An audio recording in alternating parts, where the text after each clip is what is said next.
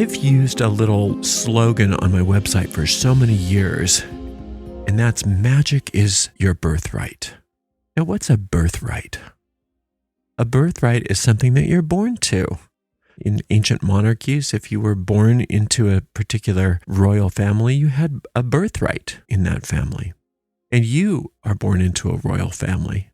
You're born into the royal family of infinite intelligence. Now, I say infinite intelligence because that's one of God's names. And if you study my angel magic course, you'll realize that it's one of God's names that's connected to the planet Mercury and to the archangel Raphael. And so I tend to default to infinite intelligence, just like we often will default to Raphael because he's the messenger. But there's a lot of names of God. And not only those 8 that I focus on in that course, there's many names of God. And those that study the Kabbalah know there are names of God for each of the spheres on the tree of life. But names are just that. They're just names. There's something to call something that reflects the nature of that thing. But ultimately, God is that which cannot be defined. It's beyond all classification. But understanding the nature of the divine, understanding the nature of the divine as it pertains to us, helps us to align with that force that can seem so invisible to us. And so what I want to talk about is finding that magical power within you, because you were granted with the power of magic at your creation. Everybody can do it. Not just special people. That's why magic is your birthright. There's not special people. It's just that there are people that are more skilled, people that are more studied, people that are used to accessing the power better than others. But it's available to everyone, and it's not complicated. There are many complex magical operations that are valuable, and they are fun, and they give our mind something to really focus on.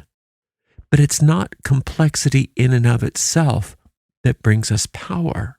Power is something that we are born into, and accessing that power is actually quite simple. And we share that as a bond, human beings, the ability to access our inner power, even though we don't recognize it for the most part. Most people don't recognize their power. A lot of people will talk about their inner power, but they still don't really access it. There have been wise people throughout the ages who have accessed this power and have taught others to access this power. In the Persian culture, these were called the Magi. That name has stuck, and that's where magic comes from. Magic is simply the science and practice of the Magi. Now, the Magi are not limited to that particular culture. They're not limited to that particular group of people that worked wisdom. But we've named our practices after them. It's just a common word, magic. A lot of people misunderstand that, though. They don't really look at the etymology of it, and they have redefined magic to be all kinds of other things, from stage magicians, illusionists, and also people that are involved in all kinds of superstitious practices. But real magic is the science of the Magi. And to become an adept in magic is to become a magus or a mage, which is a gender-neutral term, by the way, as is the word witch. The word witch is a gender-neutral term, which is synonymous with mage or magus. These ancient magi have always been said to have possessed magical power that brought wholeness to people and performed magic, or what people would term miracles. They had a command over nature. They had a knowledge of spiritual law, a consciousness of peace, and a consciousness of love to heal. And many wonder why we don't see these miracles being performed today anymore. Often it's because we don't have the eyes to see the miracles that are being performed. We all have the ability, or at least the potential, to do these things. These ancient magi were human beings. They were human beings just like you and me. They weren't special. They experienced moments of doubt and uncertainty just like everybody else, but they triumphed them. They overcame them. And then those that taught encouraged others to follow. Their truths that they taught and practiced were ultimately very simple. And one of the basic truths of all the Magi is that magic power is within you. It's within you. And we encourage, as Magi, those seeking this power to follow simple truths, to overcome doubt, to overcome confusion, to overcome fear, and open our spiritual eyes and listen with our inner ears, and to open our minds. Infinite intelligence is one name for God. Another name for God is infinite life, or the principle of life itself. And this life flows through everything, and it's influenced by our thinking. This life force is influenced by our thoughts. And when we realize this, we can breathe new life into our thinking, and that breathes new life into our actions. We can use universal laws of life affirmatively, positively, purposefully, and identify with our desires and think ourselves into happiness, wellness, prosperity, success. Most magical training that's worth its salt talks about faith. You have to have faith in your power. If you have doubt in your power, that's a thought that thwarts the success of your magical operations. Faith is that powerful force that influences all of our experiences. You can't not have faith, but you can have faith misplaced. So you don't need more faith. You are already as faithful as you can ever be. You have to just start to notice what you are placing your faith in. Are you placing the faith in the problem or the solving of the problem? Are you placing your faith in the disease or the healing of the disease? Are you placing your faith in the poverty or the prosperity that is your desire? Learning how to reorient and to direct our faith and to focus that faith rather than just allowing ourselves to let the faith that we do have be wasted by going along with the group mind, by going along with our habitual thinking, or as we sometimes call it, the law of averages.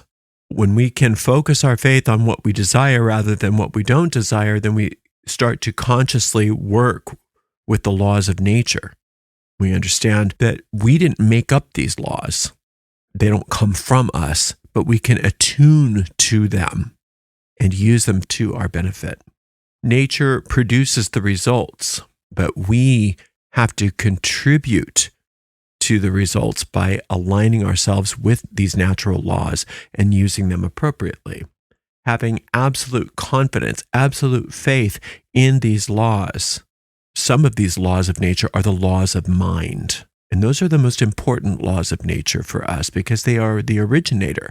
They are the causative principles. And we need to allow ourselves to influence our own thinking and direct our own thinking purposefully. And that is how so-called prayers are answered. Not because some benign external force is going to finally grant you your desire, not because you happen to find the right spell, not because you are learning how to do something special that other people don't know how to do. You're focusing and disciplining your mind in such a way that your faith is focused on a particular outcome, and then that outcome occurs because that's the natural law of mind to express itself, to manifest. It is the tendency of thought to manifest unless it is overcome by a stronger thought. So if you have the thought of prosperity, but then you have a greater fear of poverty that supplants that, then just that passing thought of prosperity is not going to do anything for you. But if you have that persistent, focused faith in the prosperity, then those fears of poverty become abolished and your new thought of prosperity takes over and you start to see the results of that. These ancient magi always emphasized the importance of happiness and rejected the notion that the infinite intelligence, or God, if you will, desired sickness or poverty. They demonstrated using spiritual power for various purposes, either big or small, setting an example to follow. By mastering our thoughts and focusing on the good, we are taught that we can experience freedom and joy and actually manifest our desires. It's not just a pipe dream. You see it happening, you experience it happening, you know that it's happening, and you experience it again and again. Shifting away from thoughts of lack, shifting away from thoughts of limitation, and instead cultivating our thoughts of abundance and growth and our limitlessness is what it takes. This infinite life that we're talking about in angel magic is governed by the sun and the archangel Michael. And it also is governed by thought. Every thought that you have creates a living vibration. That law of life, infinite life, is within you. And that law works through you. And it is, just like everything else, subject to your thinking. And when you set up a vibration that activates that principle's creative intelligence, it results in circumstances that align with your ideals, whatever those are. So you don't want to be constantly thinking fearful, limiting thoughts out of habit, because that's how you're misusing the magic that is your birthright.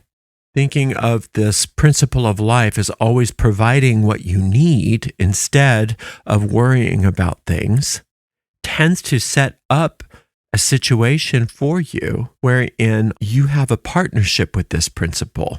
And this invisible force field is built that brings you everything you need when you need it. And this requires faith on your part because this happens in the invisible world. But I always like to remind people, manifestations are based on past thinking. So you can always think a new thought.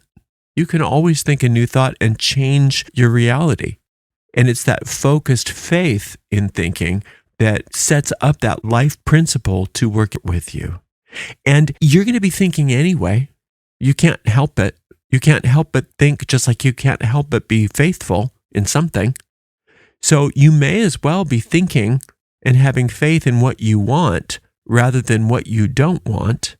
Because even if you're not quite convinced yet that what I'm saying is true, it's not going to cost you anything. It's not going to cost you anything to start thinking along the lines of what you do want versus what you don't want.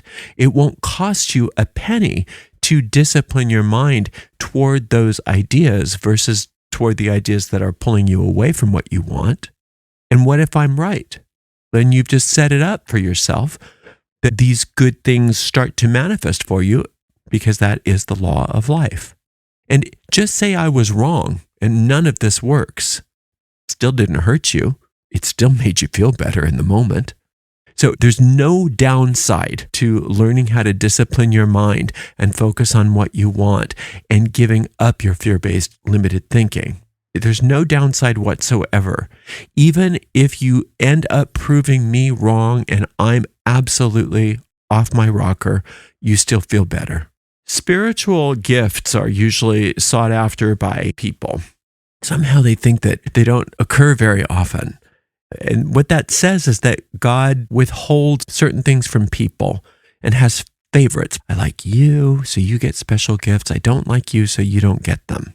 And that doesn't make logical sense if we just think about it. So there's got to be something else.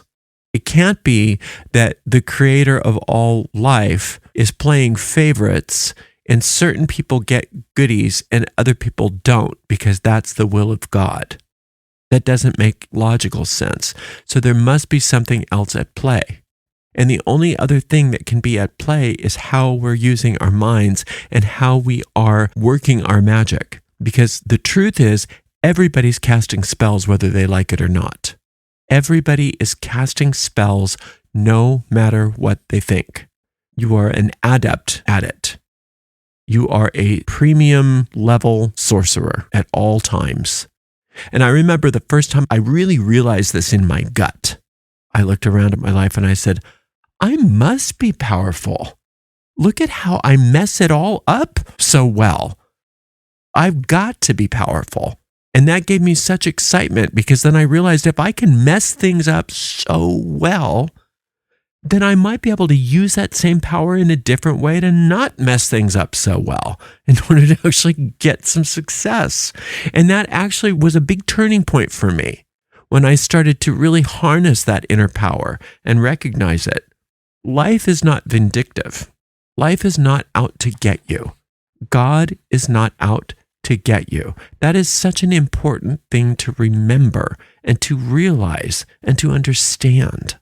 You, in fact, are an expression of life that is so unique, unlike anything or anyone else. Just like you have a unique thumbprint and a unique face and a unique voice, you have a unique soul. And you're connected to this principle of life right now. You don't have to reconnect, but you have to remember that you're connected. How do you do that? By following your deepest longings, your deepest desires, your true ambitions in life, the things that make your heart sing. That's you and infinite life together, co-creating. And when you aren't co-creating with this life principle, then you're creating all on your own. And that's when you get into trouble. Since you're a sorcerer anyway, and since you're so good at being a sorcerer anyway, why not be a sorcerer to create the things that you do want?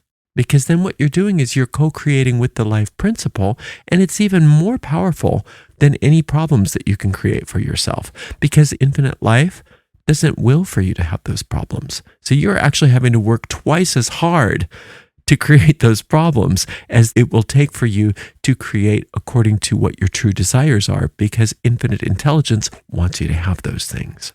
So a transformation occurs as we regularly decide to connect with this life principle. Then we can start having faith in it and accepting it. And that old life of problems starts to fade away because we're not giving our attention to it anymore. We aren't casting those old spells anymore. We're casting new spells that are new and improved versions of our life. And this transition from the old to the new is a transition from lack to freedom, from fear to faith. And all of that feeling of isolation that we have when we lean into our ego mind gives way to a realization of the oneness that we actually have with this principle of life. And this brings nothing but joy. And then you realize that you are also connected with everybody else and everything else, and that every person is a divine expression of infinite intelligence, mostly not aware of it, but still an expression nonetheless. But we deceive ourselves into believing that we're incomplete, that we're imperfect, we're not good enough, we are a problem, and we become attached to the illusions that we project based upon this limited thinking, and we get stuck in a loop of illusion because we have fear-based thoughts that we project onto the screen of space, and then we respond to those fear-based thoughts with more fear-based thoughts, project those onto the screen of space, and it goes on and on. But we have to recognize that since those are not the will of the principle of life, that those illusions, those limited thoughts are ultimately very fragile. And when we recognize that the natural laws that come from the principle of life govern us in a higher way, and that when we turn away from our limited thinking and turn toward the principle of life, that we possess a key. And that key is a key of understanding. And we can understand our circumstances and rethink them so that we can have a new result. Simply believing in this isn't enough. We have to actually apply it. We actually have to do something. Now, there's all kinds of magical operations that you can do, and they're all fine as long as you understand what they're there for. But ultimately, you need nothing more than to change your mind and to change your allegiance and to focus your faith on what you do want rather than what you don't want. You focus your faith on the infinite principle of life itself rather than the feelings and notions of separation and fear and isolation and poverty and death and illness and all of those other thoughts that come out of that. Having faith is not something that we need to create. It's something that we need to focus. We need to decide what we want our faith in. Merely believing in spirit and its existence doesn't guarantee us anything. I believe in God. Good for you. I believe in spirit. Well, yay. What does that do for you? Nothing. You have to not only believe in the presence of this force, but you have to align yourself with it. And you have to discipline your thinking to go with it and not against it. That's something you must do because you're constantly immersed in this life principle. And no matter what you do, you are casting spells. And you have to recognize that and start casting spells for what you want and not what you don't want. So the key to manifesting desires lies in that. Now, one shortcut we know about, but we forget about, is gratitude and praise. When you're expressing praise and gratitude, you automatically align with that principle of life itself because it is a force of praise and gratitude. See, infinite intelligence is already grateful for you and is already praising you. That's something that we don't realize often. We think that it's a one-way street. Oh no, we're supposed to praise God and be grateful for God. But God, this power of life itself, created you out of praise and gratitude, is so happy about you, is so in love with you, and so wants you to succeed and be happy. So when we are grateful for it, then we come together in that praise and that gratitude, and everything starts to change. And thinking along the lines of what we want and thinking along the lines of our passions, our desires, all of our creative genius is just normal. It's just a natural thing. It's just being in a flow at that point. Just as you can't force an acorn to become an oak tree, you can't force your magic. You have to plant the seed and allow nature to take its course. And you have faith in the way nature works. When you cut your finger, you know it's going to heal. You're not worried about it. You dress the wound, but you don't heal it. It's not up to you to heal it. It's up to you to set up the conditions for healing. It's not up to you to create these things. It's up to you to plant the seeds. So the Magi had unwavering faith in this invisible force, and they utilized it again and again to perform miraculous acts. Regardless of the culture that they showed up in, there are stories of these Magi, no matter what they called themselves, and you can find them over and over again. All kinds of history, all kinds of myths, all kinds of legends. They understood the power of this creative intelligence, and you can find examples of it over and over again. But we're all in a divine partnership with the infinite, all of us.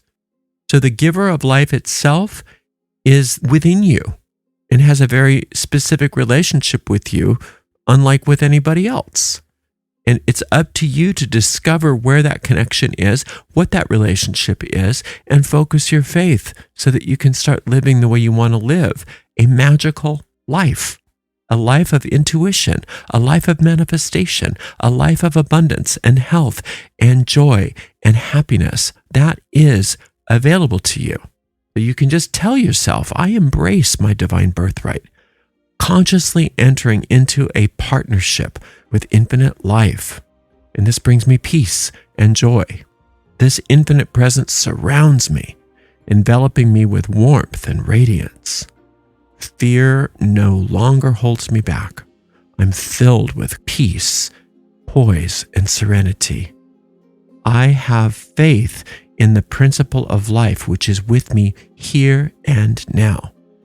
I have faith in the divine law that governs everything, blessing and prospering all aspects of my life. I am one with the principle of life, and it brings me peace, joy, love, prosperity, and it guides my life at every moment of time and point of space. And for this, I am grateful. Thank you very much for joining me today. Until next time, blessed be.